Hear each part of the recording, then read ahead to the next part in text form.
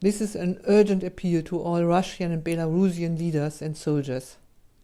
Do not burden yourselves, your children and your children's children with the endless guilt. Stop the war now.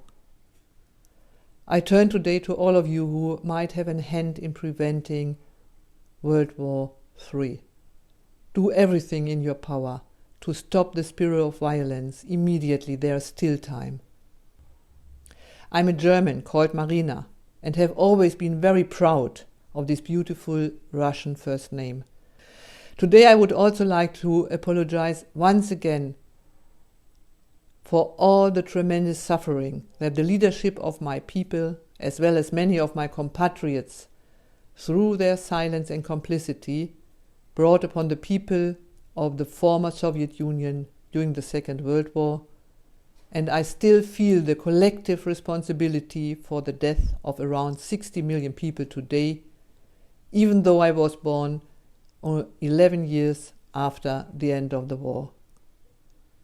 It has always been a driving force behind my work for peace, for reconciliation and solidarity for nearly 50 years now.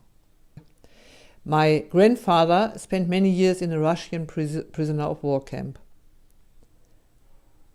But it was always interesting that he told us, don't judge a people, always look at the individual, at each and every person.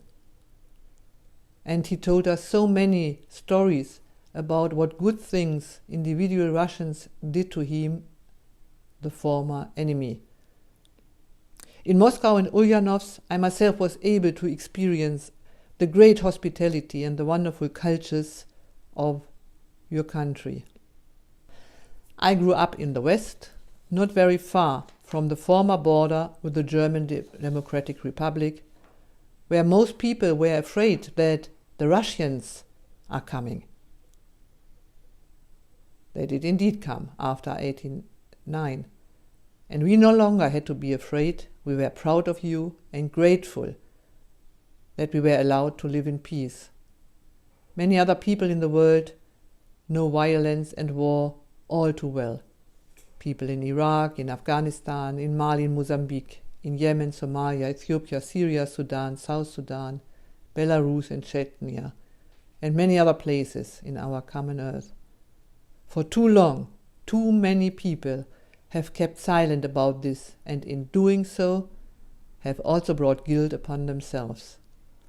Now, however, it's up to you, our brothers and sisters, in the leadership of Belarus and the Russian Federation, to you the soldiers, to put an immediate end to war by peaceful means.